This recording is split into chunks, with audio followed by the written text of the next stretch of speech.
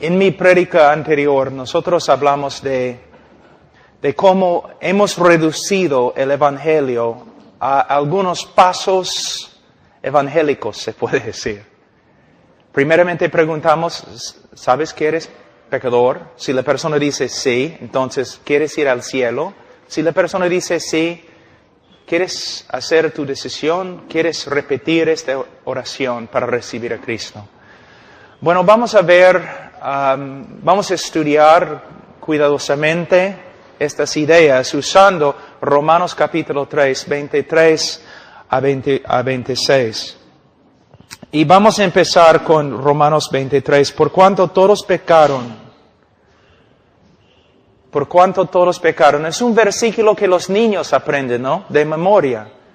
Entonces, Pablo, somos pastores. ¿Por qué vamos a estudiar este texto? Hermanos, sabemos que la Biblia dice, por cuanto todos pecaron. Pero ¿qué significa? ¿Qué significa? Se puede pasar una vida entera tratando de profundizar Romanos 3, 23. Pero más, la gente afuera en la calle, cuando nosotros decimos, cuando proclamamos, por cuanto todos pecaron, de verdad, no significa mucho a ellos. Vivimos en una cultura hundida en el pecado, ¿no es cierto? El pecado es una parte de la vida, es una parte de la cultura, es una parte de las bromas. Usamos el pecado para vender cosas en el mercado. Los kioscos donde hay los periódicos, ¿no? Todo pecado. Somos una cultura en los Estados Unidos, una cultura también peruana. Amamos el pecado. Entonces, cuando hablamos del pecado, las personas no piensan bíblicamente. Ellos no saben cuán pecaminoso es el pecado. El mundo afuera no tiene ninguna idea cuán horrible es el pecado. Es el trabajo del predicador exponer las Escrituras, explicar cómo es el pecado y cómo reacciona Dios al pecado. No es suficiente simplemente decir, ¿sabe qué? Somos pecadores. Y a veces también nosotros como predicadores no tomamos en serio el pecado. A veces yo no observo a las personas cuando están practicando evangelismo. Y a veces, para ser amables, ellos dicen, ¿sabes qué? ¿No? Todos nosotros somos pecadores. Así, ligeramente. Mi mamá justo falleció de cáncer.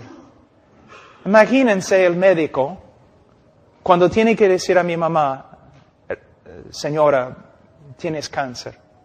Imagínense él diciendo todo así.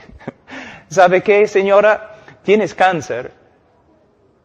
Qué feo, ¿no? Es una ofensa hablar así. De la misma forma, cuando nosotros como predicadores, cuando predicamos el Evangelio, nosotros tenemos que hablar del pecado, pero tenemos que saber cómo es el pecado ante un Dios santo. Pero para saber cómo es el pecado ante Dios, tenemos que conocer quién es Dios. Otra pregunta. ¿Cuántos meses has pasado solamente estudiando los atributos de Dios? ¿Cuántos años te has dedicado a estudiar solamente los atributos de Dios? Aún en las conferencias que tenemos, ¿no? Somos muy pragmáticos. Quiero saber cómo evangelizar. Quiero saber cómo hacer crecer una iglesia. Quiero saber cómo hacer esto. ¿Quién quiere conocer a Dios? Nosotros a veces, los evangélicos, funcionamos más como hombres de negocio que profetas. ¿Conoces a Dios?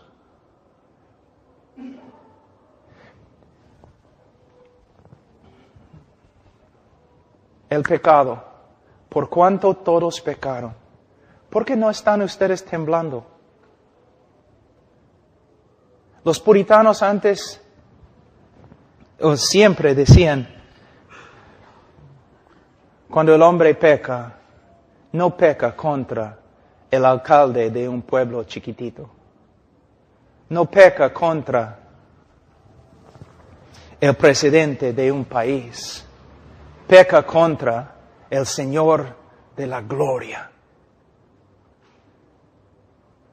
No hay manera de explicar cuán asqueroso, feo, horrible es el pecado, pero una de las tareas de un predicador es intentarlo.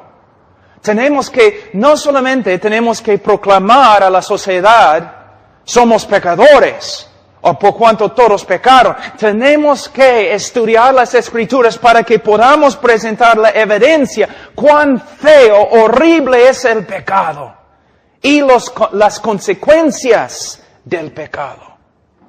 Por eso, hermanos, tenemos que estudiar, tenemos que profundizar, tenemos que pasar toda nuestra vida estudiando las Escrituras para que podamos presentar las evidencias, explicar lo que la Escritura dice, por cuanto todos pecaron. Ahora, vamos a empezar. Hay que explicar lo que significa.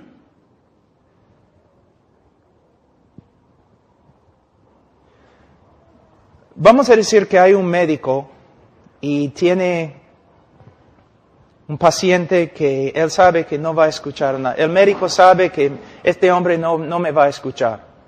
El hombre tiene cáncer, pero no me va a escuchar. El hombre necesita una operación, pero no me va a escuchar. Entonces, el médico, en amor, ¿qué va a hacer? El médico va a sentarse en su escritorio y va a empezar a juntar toda la evidencia. Evidencia tras evidencia, prueba tras prueba. Y de ahí va a ir al hombre y va a decir, tienes cáncer. Aquí está una evidencia, otra evidencia, otra evidencia, otra evidencia, otra evidencia. Y más, el cáncer que tienes es horrible. Aquí, ¿cuán horrible es? Otra evidencia, otra evidencia, otra evidencia. Nosotros tenemos que proclamar al mundo que todo el mundo ha pecado, pero a la vez tenemos que explicar lo que significa. Cuando nosotros predicamos evangelísticamente o cuando testificamos a una persona, nosotros tenemos que sentarnos y decir, la Biblia dice, por cuanto todos pecaron. Ahora voy a usar las Escrituras para mostrarte qué significa y voy a seguir haciéndolo hasta que por medio de la obra del Espíritu Santo Dios comience a obrar en tu corazón. Y hay quebrantamiento y arrepentimiento. Usando las Escrituras. La gente en el día de hoy no tiene miedo del pecado porque no tiene miedo de Dios, porque no conocen a Dios, porque no estamos predicando a Dios, porque estamos tan ocupados como pastores que no tenemos tiempo para conocer a Dios. La tarea principal de un pastor es conocer a Dios. Una pregunta, ¿cuándo es la última vez que pasaste meses, quizás un año, enseñando tu congregación con respecto a los atributos de Dios? ¿Ves? ¿Qué estamos haciendo? La doctrina más importante, la teología propia, la doctrina de Dios, los atributos de Dios. Una persona no puede entender cuán horrible es el pecado a menos que conozca quién es Dios. La mayoría de las personas tienen un Dios más o menos de este tamaño que se puede meter en el bolsillo. No tiene miedo. Y no saben quién es. Ni en las iglesias evangélicas saben quién es Dios porque no estamos predicando los atributos de Dios. Entonces cuando decimos, por cuanto todos pecaron, ¿y qué? O predicamos acerca de Dios, pero no predicamos acerca de algunos de los atributos más importantes, como la santidad, como la justicia, como la ira de Dios. o como el aborrecimiento de Dios. Voy a darles un ejemplo. ¿Cuántos de ustedes han escuchado la frase, Dios aborrece el pecado y ama al pecador? Está bonito, ¿no? El único problema es herejía. No es lo que las Escrituras enseñan. Hay varios lugares a través de la Biblia donde dice que Dios aborrece al pecador. Y vamos a hablar de eso. ¿Ves? Muchas veces predicamos cosas que hemos escuchado de otros, sin investigar. ¿Es verdad? Suena bien, me parece bien, pero ¿de verdad es lo que la Escritura enseña? Voy a darles un ejemplo. Vamos a Salmos capítulo 5 un ratito.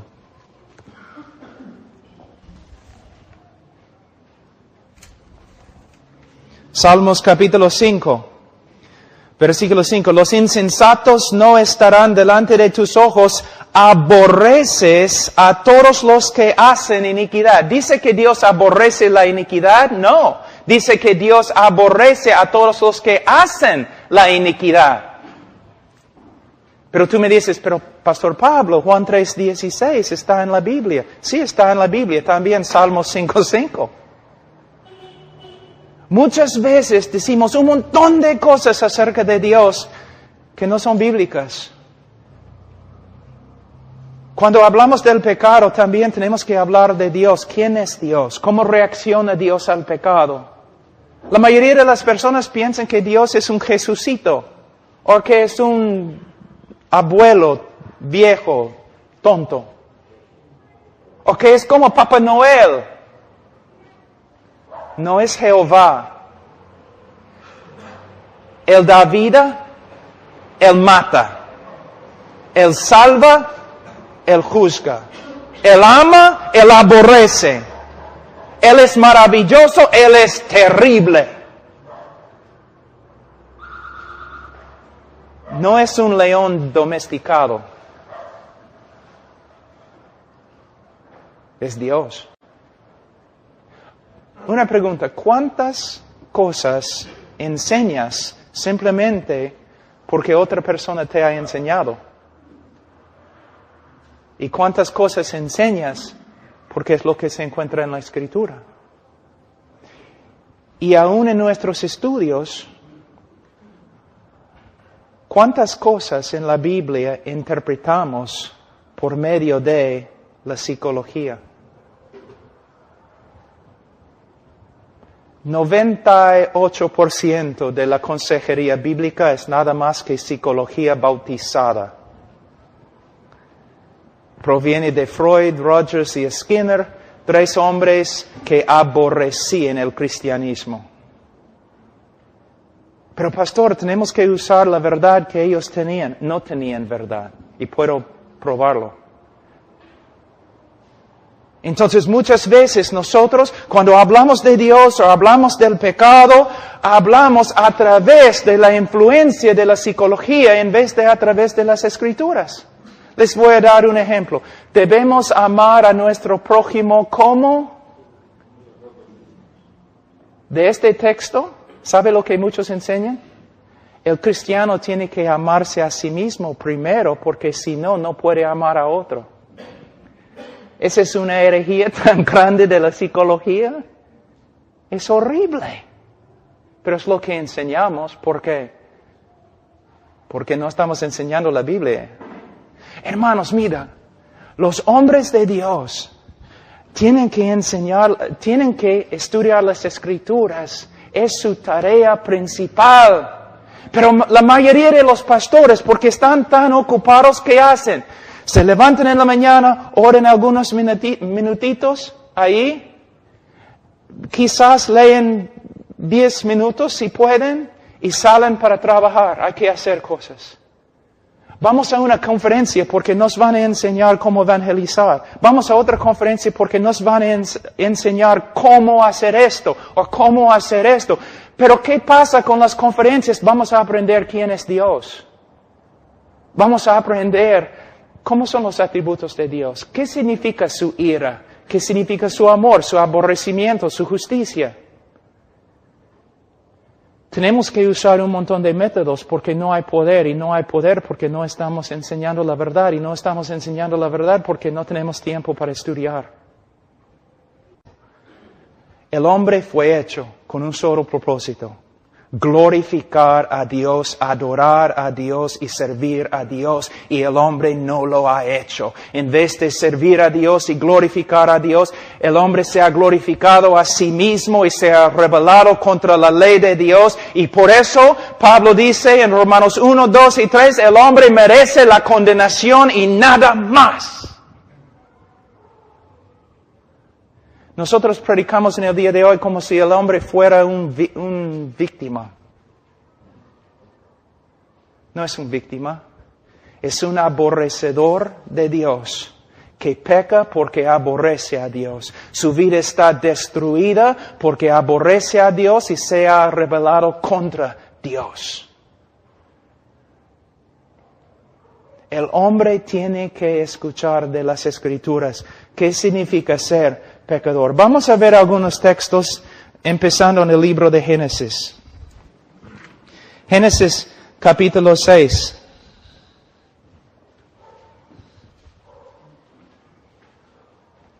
Versículo 5. Y vio Jehová que la maldad de los hombres era mucha en la tierra, y que todo designio de los pensamientos del corazón de ellos era de continuo solamente el mal. ¿Cómo es el corazón del hombre?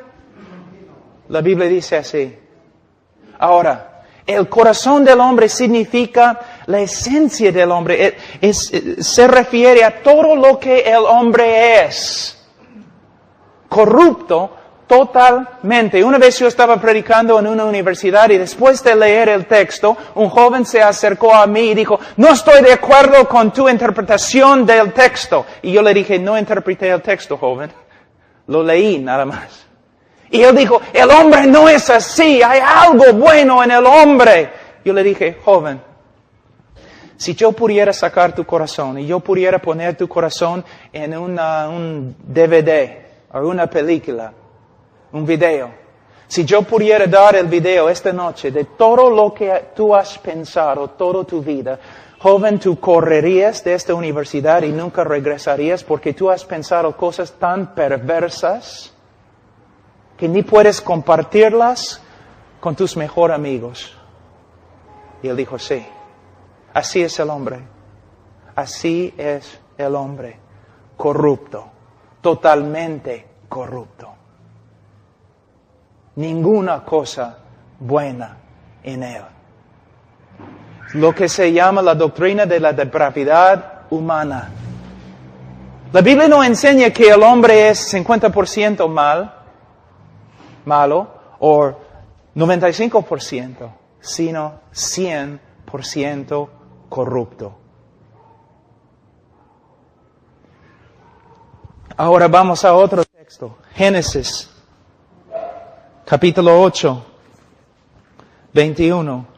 Y percibió Jehová olor grato, y dijo Jehová en su corazón: no volveré más a maldecir la tierra por causa del hombre, porque el intento del corazón del hombre es malo desde su juventud. Esta palabra en hebreo puede significar desde su niñez, desde sus años más tempranos. ¿Hay que enseñar a un niño a pecar? ¿Hay que enseñarle a mentir? ¿Hay que enseñarle a ser egoísta? Nace así. Un teólogo ha dicho, usando la ilustración, la siguiente ilustración. Vamos a decir que tienes un niño de 18 meses en tus brazos. Y el niño ve tu reloj y quiere agarrar tu reloj. Y tú dices: no. ¿Qué hace el niño?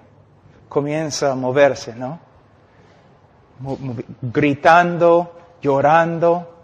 Él quiere de nuevo tocar tu reloj y tú dices: no. Comienza a gritar más, a llorar, a moverse. El teólogo dijo: si describimos este evento bíblicamente, podemos decir, si este niño, si este bebé tuviera la fuerza de un joven de 18 años, mataría a su papá, le quitaría el reloj y saldría del cuarto sin sentir culpa. Uno de los problemas en el día de hoy, por causa de la psicología, y mayormente la psicología cristiana, que no es cristiana, pastores y predicadores no más piensan que el hombre es tan malo como la Escritura dice. Pero así es, el hombre es. Vamos a Isaías 64, versículo 6. Si bien todos nosotros somos como suciedad y todas nuestras justicias como trapo de inmundicia. Imagínense un leproso acá. Un leproso. Cuando está sufriendo de la lepra, es horrible. Todo su cuerpo está pudrificando. Pero imagínense que nosotros queremos ayudarle, entonces vamos a Lima y compramos una tela muy fina y le vestimos al leproso en la tela fina, blanca, que hemos comprado. ¿Qué va a pasar? En algunos minutos, toda la contaminación de su cuerpo va a comenzar a pasar a la tela. Y la tela va a llegar a ser tan sucia como el hombre mismo. Esta es la razón por la cual el hombre no puede salvarse a sí mismo. Es la razón por la cual las buenas obras no salvan. Porque el hombre es totalmente corrupto. ¿Una vez has pensado por qué Hitler era así? ¿Una vez? ¿Es que él nació más pecador que tú? ¿O debemos culpar a la sociedad? ¿Por qué Hitler era peor que tú? ¿Una vez has pensado? Porque la Biblia dice que todos los hombres nacen igualmente depravados. ¿Te das cuenta? Entonces, ¿por qué no eres como Hitler? La Biblia enseña algo que no te va a gustar.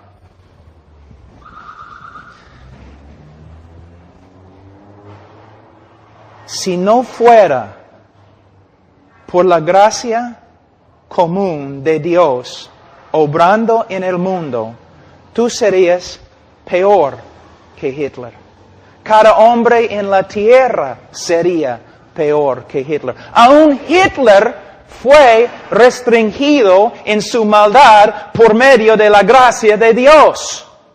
El asunto es cada uno de nosotros, mis hijos también, cada uno de nosotros sería tan horrible, más horrible que Hitler si no fuera por la gracia de Dios restringiendo nuestra maldad. Es como Dios, para preservar el mundo, para que pueda hacer una obra de salvación, para preservar el mundo, Dios ha restringido toda la maldad de toda la humanidad con su gracia común. De vez en cuando, según sus propósitos, como con Faraón, Dios quita su gracia y permite que uno salga como Hitler. Pero lo que tienes que entender y lo que todos los que escuchan tus prédicas tienen que entender es el hombre. Hitler es un ejemplo perfecto de cada uno de nosotros. Cuando ves un loco en la calle, es un ejemplo de cada uno de nosotros. Cuando ves un drogadicto que está matando a todo el mundo, es un ejemplo de todos nosotros. Romanos capítulo 3. Me imagino que ustedes han estudiado el texto muchas veces, pero los primeros tres capítulos del libro de Romanos tienen todo que ver con el pecado del hombre. ¿Qué está haciendo el apóstol Pablo? Bueno, a veces yo escucho a los predicadores diciendo, el Señor no me ha dado un ministerio de condenación, sino salvación. Están malinterpretando lo que Pablo dijo, porque en los primeros 3 capítulos de Romanos, Pablo tiene un solo propósito, condenar todo el mundo. ¿Te das cuenta?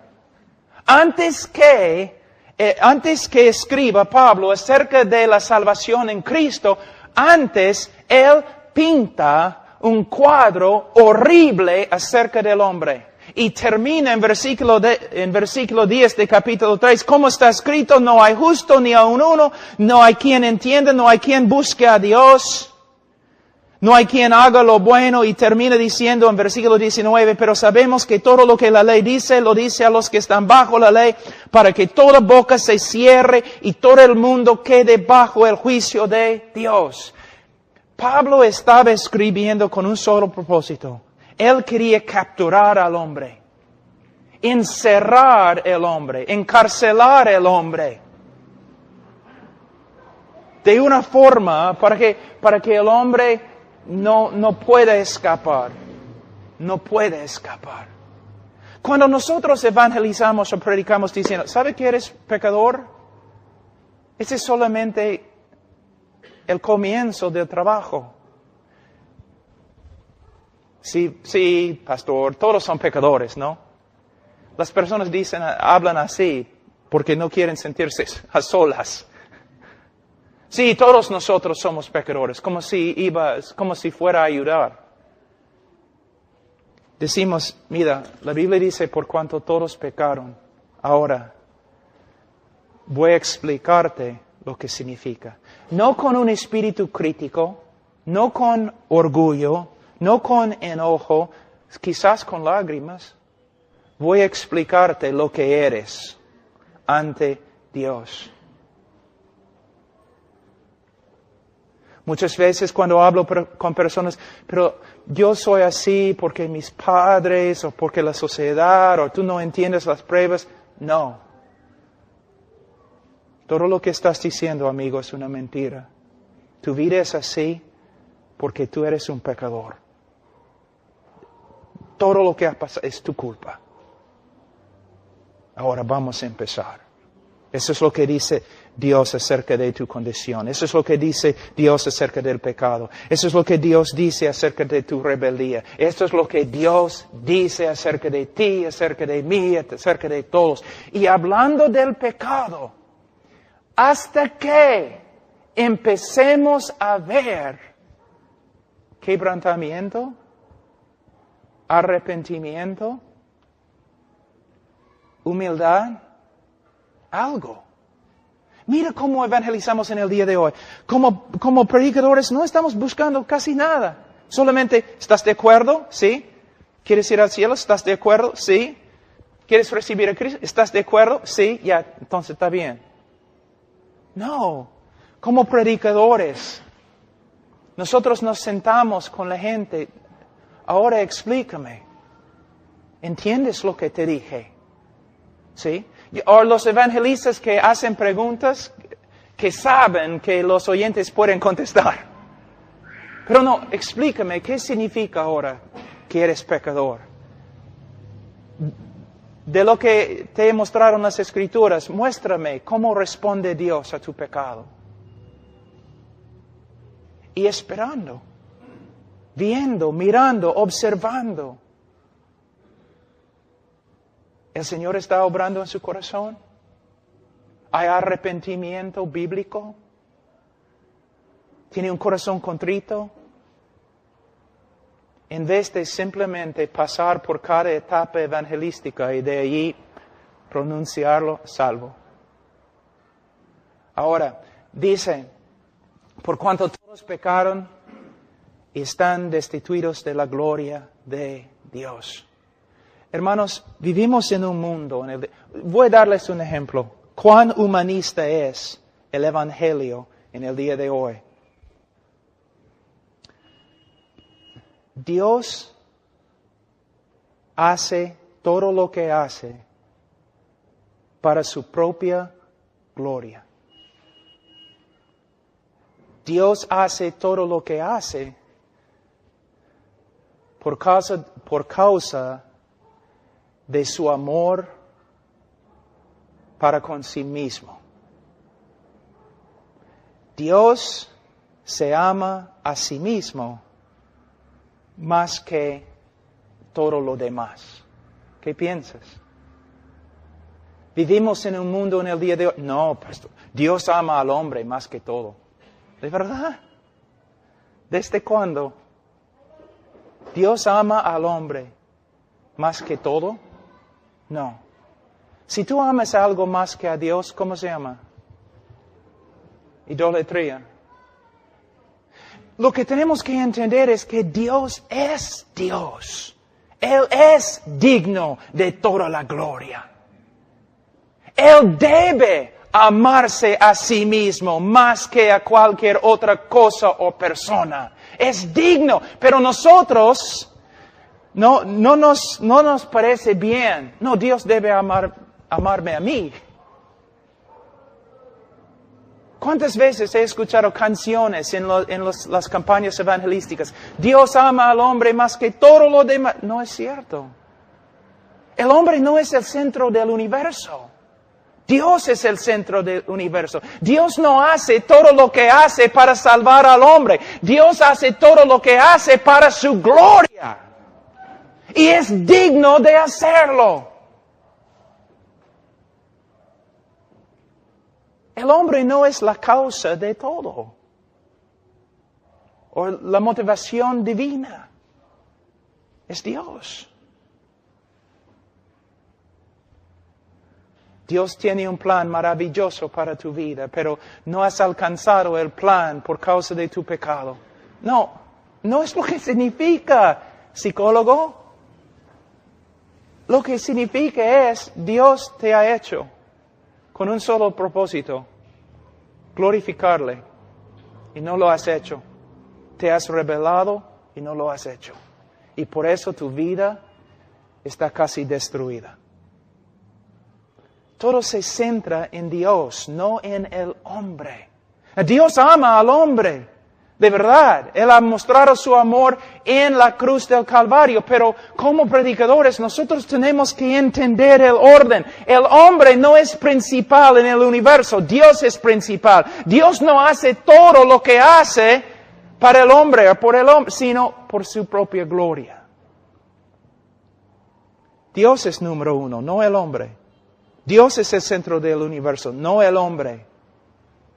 Personas dicen, si Dios está allí en el cielo y está llorando porque tú no quieres recibir su salvación. ¿De verdad? ¿Puedes mostrarme en la Escritura? Pero Cristo en la tierra lloró, sí, pero Cristo no está en la tierra en este momento. Ningún lugar en el cielo, en la Biblia, donde dice que Dios está llorando porque la gente le está rechazando. El famoso teólogo Tozer dijo, si todos los hombres llegan a ser ciegos, no va a disminuir la gloria del sol que resplandece. Y si todos los hombres se convierten en ateos, no va a disminuir la gloria ni la felicidad de Dios. Dios no necesita al hombre.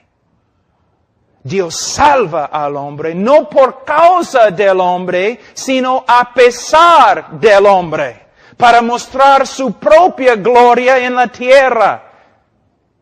Pero tú tienes tanto valor ante Dios. No tienes. Eres un rebelde, un criminal. Y si rechazas a Dios y vas al infierno y nadie va a estar llorando. Más bien todos van a levantar la mano y declarar que Dios es justo. ¿Ves? Todo se centra en el día de hoy alrededor del hombre y su necesidad. Pero no es así. Dios da vida, Dios destruye, Dios salva, Dios condena, pero Dios no tiene necesidad. Tampoco necesita el amor del hombre. Por cuanto todos pecaron y están destituidos de la gloria de Dios. Una explicación más con respecto a este texto. Miren Romanos capítulo 1, versículo 19. Romanos 1, 19 es la interpretación de verdad de Romanos 3, 23. Por cuanto todos pecaron y están destituidos de la gloria de Dios. ¿Qué significa estar destituido de la gloria de Dios? Versículo 19. Porque lo que de Dios se conoce, les es manifiesto, pues Dios se lo manifestó, porque las cosas invisibles de Él, su eterno poder y deidad, se hacen claramente invisibles. Versículo 21.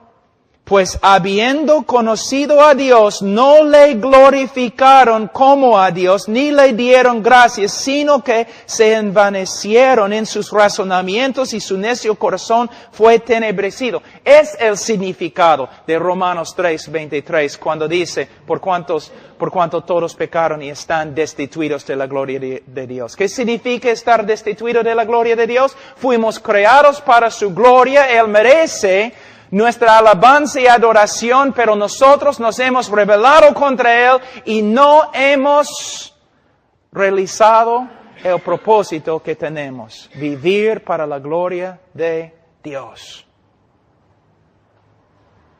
Tú dices, ¿cuál es la diferencia entre la interpretación histórica y la interpretación moderna? Bastante. La interpretación histórica, todo se centra en Dios y su gloria. La interpretación moderna, todo tiene que ver con el bienestar y el propósito del hombre. Ahora, dice, vamos a Romanos 3:23. Versículo 23, por cuanto todos pecaron y están destituidos de la gloria de Dios, siendo justificados. ¿Qué significa siendo justificados? Es muy importante. Muchas personas a veces piensan, bueno, ser justificado significa que Dios nos ha perdonado. No. La Iglesia Católica dice que la doctrina de la justificación significa que Dios nos da gracia por medio de los sacramentos. Dios nos da gracia y por medio de la gracia podemos vivir una vida santa ante Él y por medio de la vida santa y las buenas obras Dios nos salva. No. La justificación en las Escrituras es una declaración legal. Es muy importante. La justificación es una declaración legal.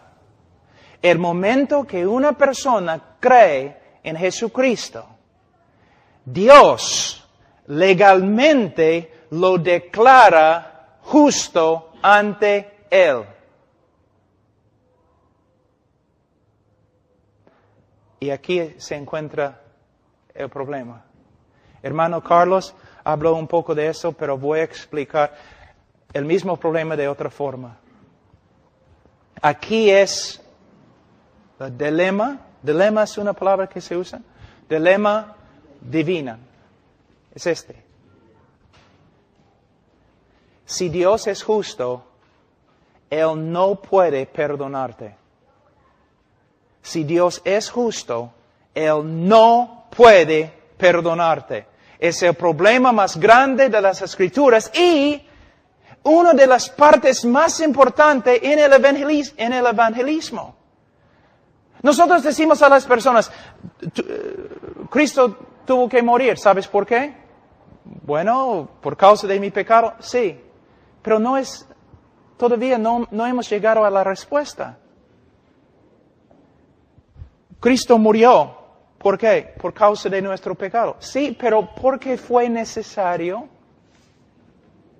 que muriese por nuestro pecado? Es por causa de ese problema acá. Si Dios es justo, Él no puede perdonarte.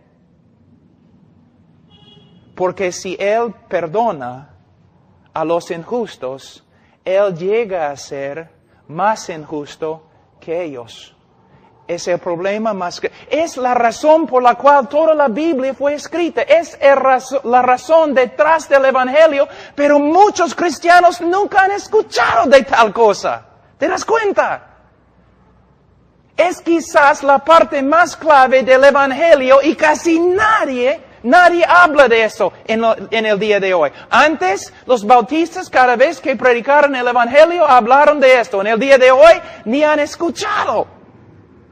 ¿Por qué Cristo tuvo que morir? Porque si Dios es justo, Él no puede Perdonar. Como el hermano te dio esta mañana un ejemplo de un juez.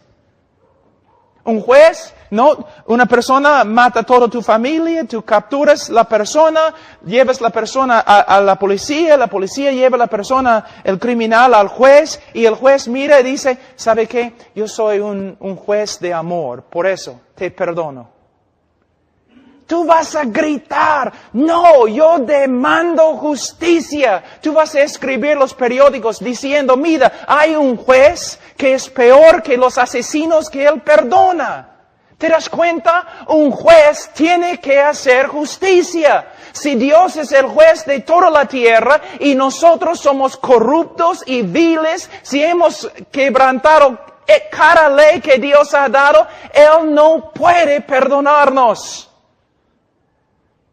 Hay una cosa que se llama justicia y la justicia tiene que satisfacerse. ¿Te das cuenta? Tiene que ser satisfecha. Ahora, pero ustedes tienen que entender algo muy importante. Había una película, Los Crónicos de Narnia, el león, ropero y bueno, en Aslan, el león representa a Jesús. Y en la película, él tiene que morir por Edmund, que es un traidor. Y él dice algo en la película que no es correcto. Él dice, no podemos simplemente perdonar a Edmund o salvar a Edmund de la bruja que le había capturado, porque hay una ley más que aún yo tengo que obedecer. Lo que él está diciendo es que hay una ley de justicia. Edmund, el chico, ha pecado. Yo no puedo simplemente recibirlo de nuevo. Hay una ley de justicia que tengo que satisfacer antes que yo pueda recibirlo de nuevo. Pero en la película es herejía. ¿Por qué?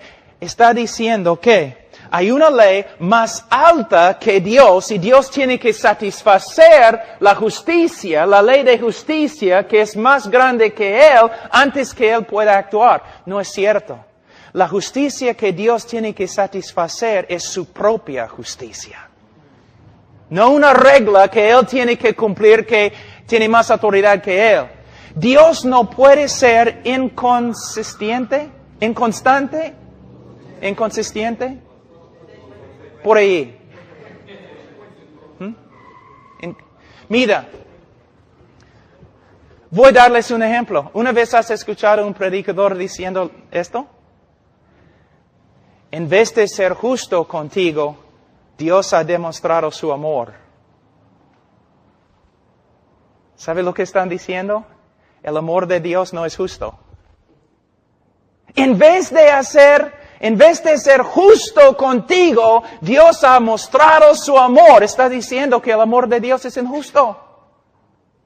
No, Dios tiene que ser justo cuando manifiesta su amor. Él no puede pasar por alto la justicia. Su justicia demanda que mueras.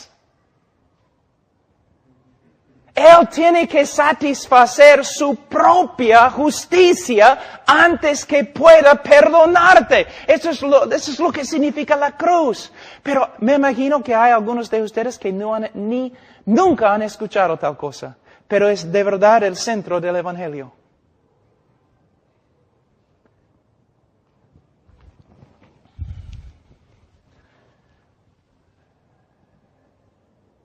Alguien tiene que morir. Dios es justo. Pero también en un ratito vamos a hablar de otra cosa. Vamos a hablar del aborrecimiento de Dios. Sí, se encuentra en la Escritura. ¿Cuándo es la última vez que escuchaste una prédica sobre el aborrecimiento de Dios? Pero sin entender el aborrecimiento de Dios no podemos entender el amor de Dios. El aborrecimiento de Dios. Hay varios textos en la Escritura donde dice que Dios aborrece al pecador. Dice. ¿Qué significa? Una vez yo estaba enseñando sobre el aborrecimiento de Dios y una mujer se enojó. Y ella dijo, Dios no puede aborrecer o odiar. ¿Por qué? Porque Dios es amor. Y yo le dije, no, Dios es amor, por eso tiene que odiar. Y ella dijo, ¿qué? Voy a darte un ejemplo. ¿Amas a los bebés? ¿Sí? Entonces tienes que odiar el acto de abortar los bebés. ¿Amas a los judíos? Entonces tienes que aborrecer el holocausto. ¿Te das cuenta? ¿Qué pensarías de una persona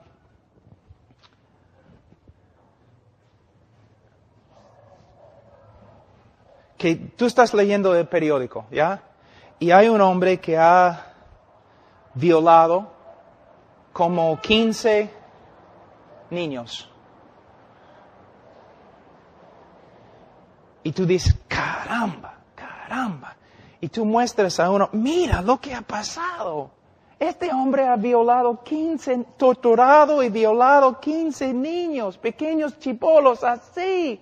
Y el hombre dice, bueno, no sé, yo soy más o menos neutral.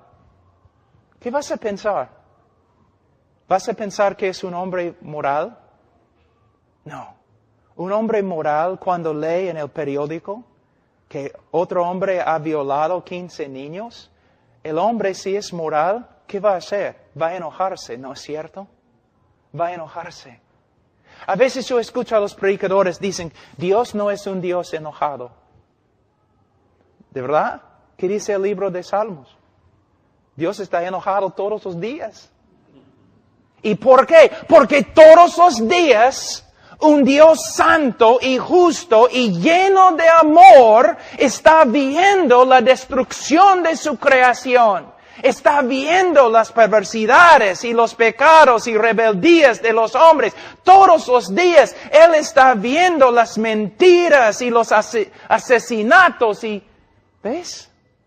Si Él es santo, si Él es justo, Él no puede ser neutral con respecto al pecado o al pecador.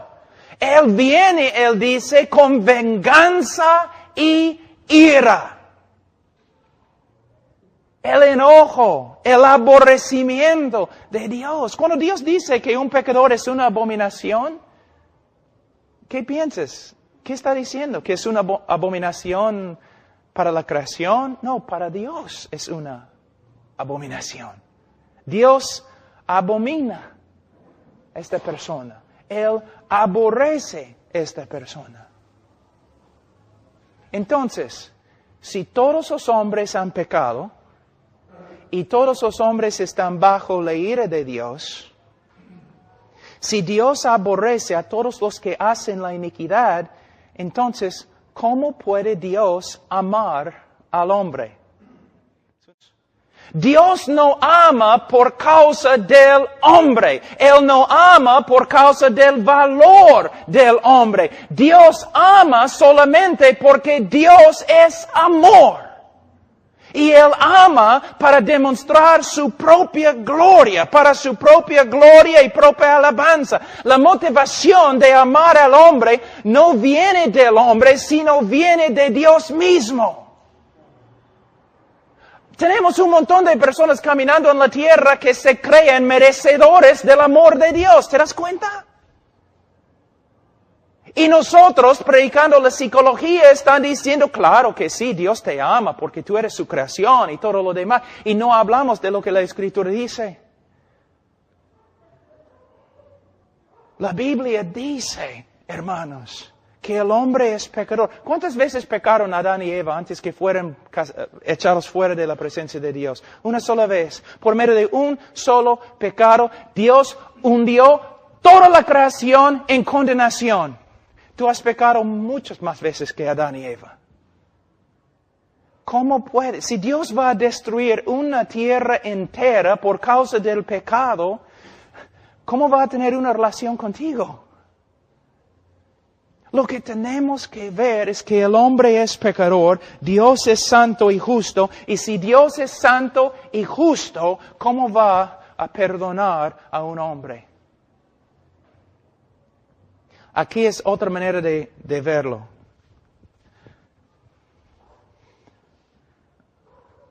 A través de las Escrituras escuchamos siempre acerca de la palabra longanimidad de Dios, que Él tiene la capacidad de sufrir nuestro pecado mucho tiempo. Así es como es. Dios en su justicia, en su santidad, mira al hombre. Y la única reacción que Él puede tener es aborrecimiento y odio y enojo y ira.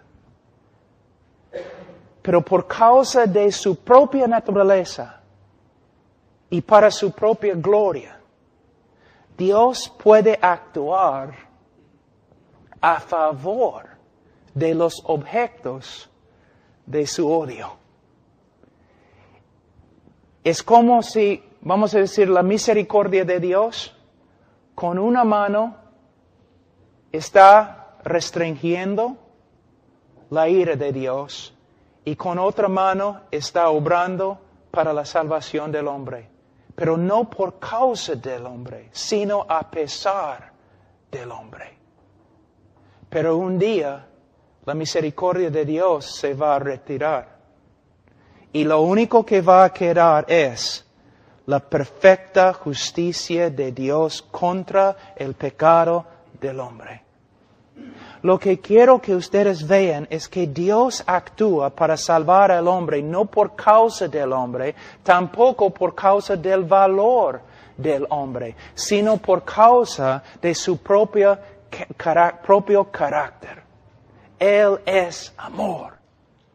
A veces, una vez yo estaba predicando y antes de predicar una mujer subió a la plataforma y ella cantó una canción. No entiendo por qué Dios me ama. Y dice, yo tengo la respuesta. Él te amó porque Él es amor y no tenía nada que ver contigo. ¿Qué vio Dios en mí? Absolutamente nada. Solo pecado, rebeldía, aborrecimiento, perversidad. ¿Debo seguir? O la canción, no entiendo por qué Dios, ¿cómo se dice en castellano?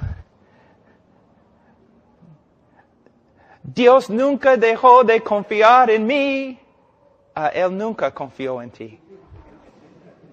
Él confió en sí mismo y su poder de cambiarte.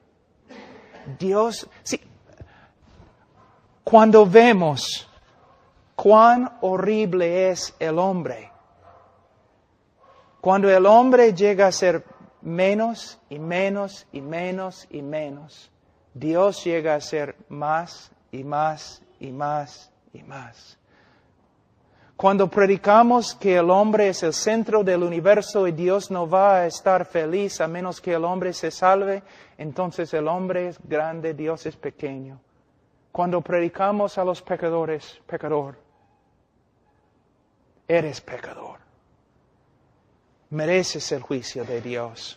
Mereces la ira de Dios. Pero Dios, en su amor, no un amor que tú has sacado de Él. No un amor por causa de ti o por causa de tu valor o por causa de tus atributos. No, un amor que proviene de Dios mismo. Entonces podemos empezar a ver cuán grande es el amor de Dios. Les voy a dar un ejemplo. No siempre, pero a veces es así. Mira, cuando un drogadicto, prostituta así, se convierte de verdad, ¿qué pasa? Muchas veces tiene un amor, pero cuando se convierte de verdad, porque muchos se dicen convertidos y no lo son.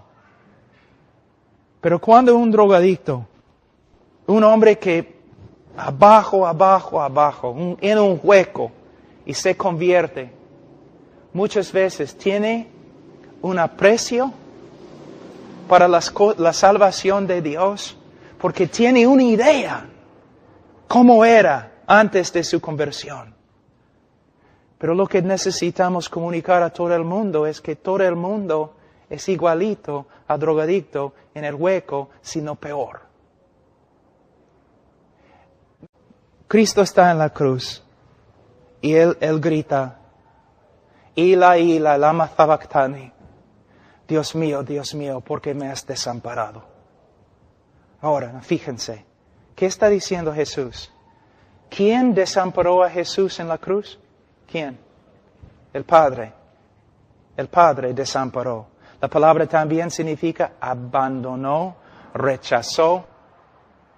Es una palabra muy fuerte. Muchos predicadores dicen, Dios miró desde el cielo y miró a su Hijo y Él no podía soportar ver el sufrimiento de su Hijo y por eso simplemente no podía ver. Es una mentira, no es lo que la Escritura dice, es una mentira. La Biblia dice que Dios no podía mirar a su Hijo y desamparó a su Hijo. Dios abandonó a su Hijo. La pregunta es, ¿por qué? ¿Por qué? Vamos a Salmos 22 y vas a ver por qué. Salmos 22. Versículo 1. Dios mío, ¿por qué me has desamparado? ¿Por qué estás tan lejos de mi salvación y de las palabras de mi clamor? Es su queja. Dios, ¿por qué me has desamparado? El Mesías en la cruz está clamando a Dios, ¿por qué me has desamparado? Versículo 2. Dios mío, clamo de día y no respondes, y de noche no hay para mí reposo. Da un argumento allí en versículo 4. En ti esperaron nuestros padres, esperaron y tú los libraste, clamaron a ti y fueron librados, confiaron en ti y no fueron avergonzados. Cristo está diciendo, en toda la historia de Israel, cuando un hombre justo clamó a ti, tú lo salvaste. Pero yo, tu Hijo, tu Mesías, yo clamo desde la cruz, pero me has desamparado. ¿Por qué? La respuesta, versículo 3, pero tú eres santo, versículo 6, mas yo soy gusano y no hombre. Dios desamparó a su Hijo en la cruz porque en la cruz su Hijo Santísimo llegó a ser pecado, la cosa que Dios aborrece y condena. En los folletos que tenemos dice que Dios está acá y el hombre está acá y Dios no puede pasar al hombre y hay una gran separación entre los dos. Para cerrar la separación, alguien tenía que morir fuera de la presencia favorable de Dios. Alguien tenía que morir condenado de Dios. Desde el comienzo de la creación y antes de la creación, Dios el Padre, Dios el Hijo, Dios el Espíritu Santo existieron en un compañerismo absolutamente perfecto y lleno de gozo. Una comunión perfecta, pero la primera vez en la cruz la comunión se destruyó porque el Hijo amado de Dios llevó nuestro pecado y Dios ni podía mirar a su Hijo porque Él llegó a ser pecado y más, Él llegó a ser una maldición ante Dios, una abominación de Dios. Tú eres una abominación ante Dios, antes de tu conversión eres una abominación ante Dios. Para salvarte alguien tenía que morir en tu lugar como una abominación, una maldición. Cristo cuando llevó nuestro pecado, su comunión con Dios fue destruida. ¿Por qué? Él había llegado a ser pecado y Dios ni puede mirar el pecado. Él llegó a ser una maldición. Mira en Gálatas capítulo 3 muy rápido. En Gálatas capítulo 3,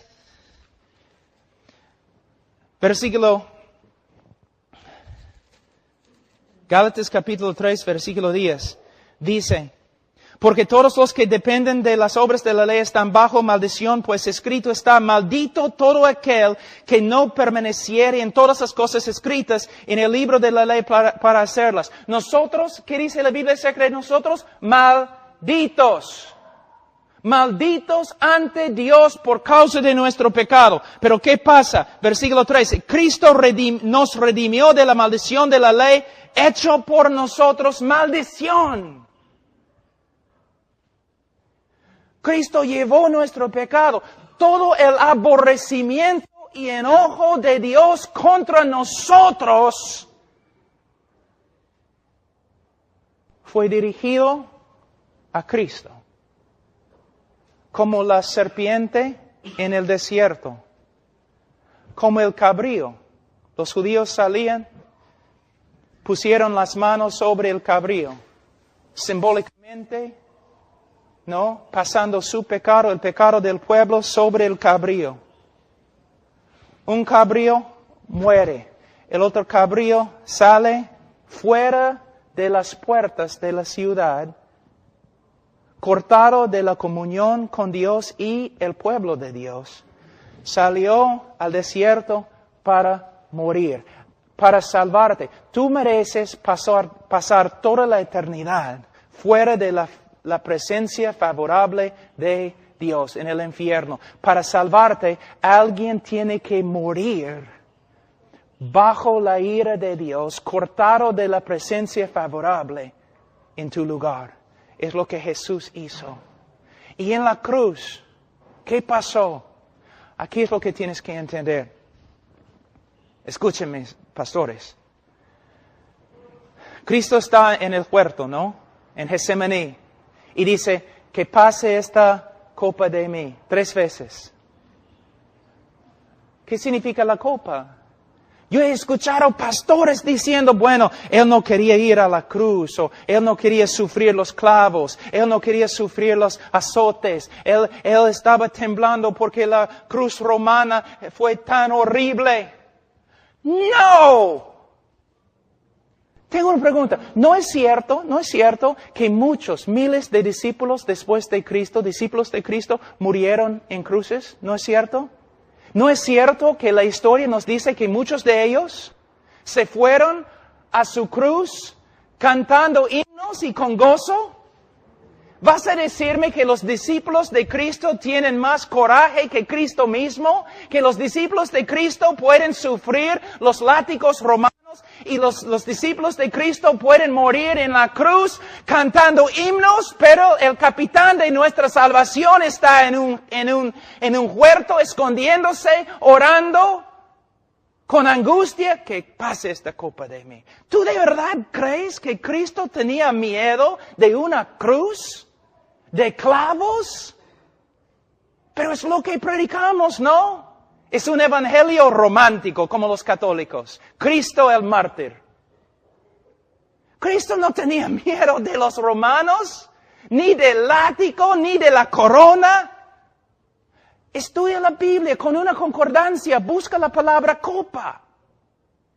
Voy a resumir todo lo que los profetas dicen acerca de la copa de Jehová. Jehová básicamente diciendo, por causa de la iniquidad de las naciones, por causa de su rebeldía, yo voy a darles la copa de mi ira. Ellos van a tomar la copa y van a morir. Y en la cruz, Cristo no tenía miedo de clavos. Él sabía que en la cruz Él iba a llevar nuestro pecado, iba a estar separado de la presencia de su Padre, y todo el enojo, todo el aborrecimiento, toda la ira de Dios que nosotros debemos sufrir por toda la eternidad en el infierno, Cristo iba a sufrir. ¿No has leído? Mas quiso quebrantarlo, Jehová quiso quebrantarlo. Alguien tenía que morir aplastado, quebrantado bajo la ira de Dios, separado de la presencia favorable de Dios. Allí es el Evangelio, allí se encuentra el poder de la cruz. En la cruz Dios quebrantó, derramó su ira sobre su propio Hijo para salvarte a ti de su ira. Alguien tenía que morir así.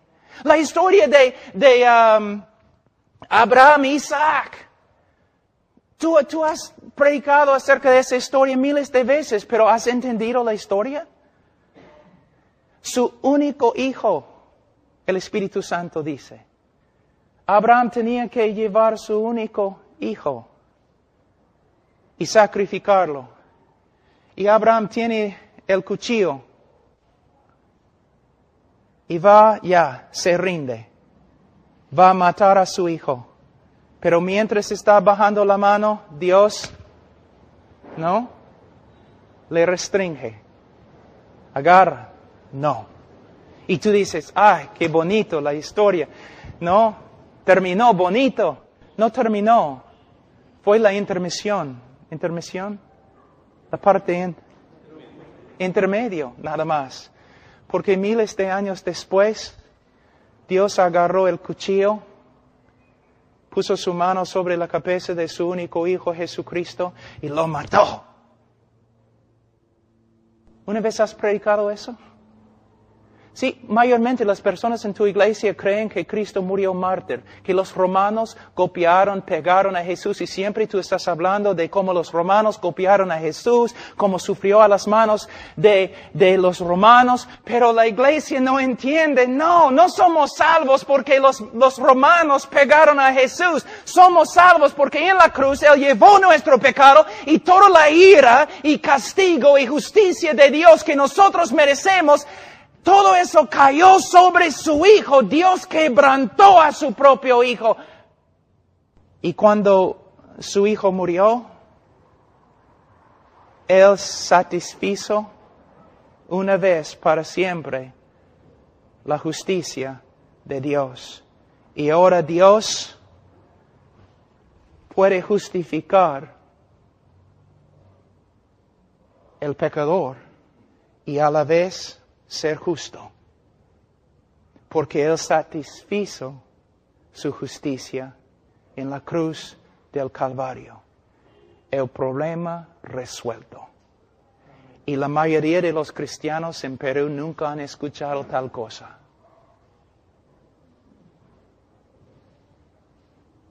Pero es el Evangelio.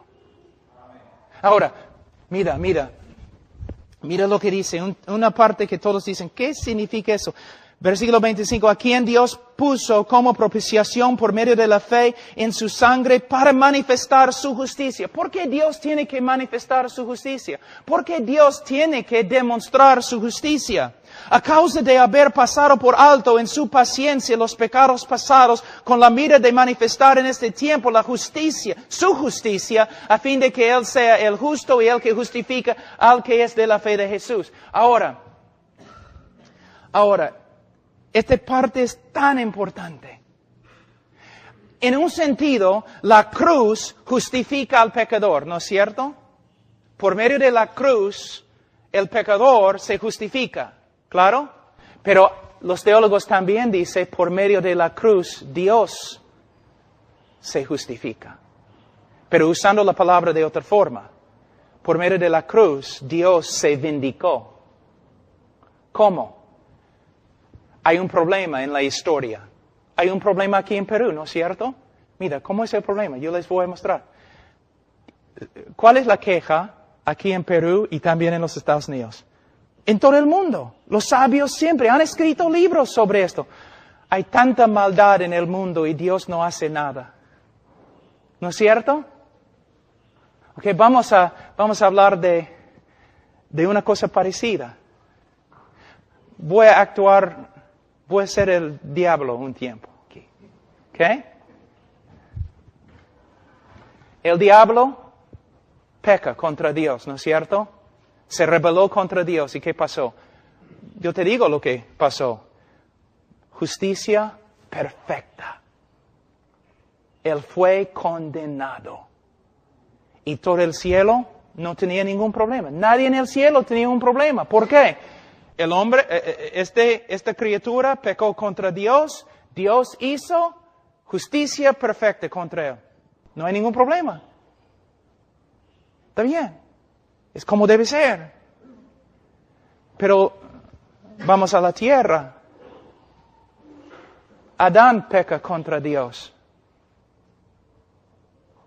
Y Dios muestra misericordia. No muestra justicia. Tú dices, pero no, la caída de toda la creación. ¿Cómo puedes decir, Pablo, que no había justicia? No había perfecta justicia. Adán debería haber muerto sin posibilidades de salvación. ¿Satanás tiene posibilidades de salvación? ¿Cristo murió por Satanás? Perfecta justicia. Cuando Satanás cayó, cuando pecó, perfecta justicia fue hecha. Y todos glorificaron a Dios. Pero cuando Adán cayó, hay problemas. Aún el diluvio. Tú dices, ¿hay justicia? Noé debería haber muerto. Era pecador también. ¿O no has leído bien tu Biblia? Entonces, aquí está Satanás. Dios. Tengo una pregunta. ¿Has cambiado? ¿El juez de toda la tierra no hará justicia? Yo me rebelé contra ti. Justicia. Adán, ¿cómo puedes darle una promesa en Génesis 3:15? El protoevangelicum en latín. ¿Cómo puedes hacerlo? Dice que vas a enviar un Mesías. Él debe morir. Noé, el diluvio. Noé debería haber muerto. ¿Cómo puedes salvar a Noé? Israel, tu pueblo. Idólatras. Todos ellos merecen morir. Abraham, tu amigo. Oye, has bajado tu estándar, ¿no es cierto? Abraham, tu amigo, mintió.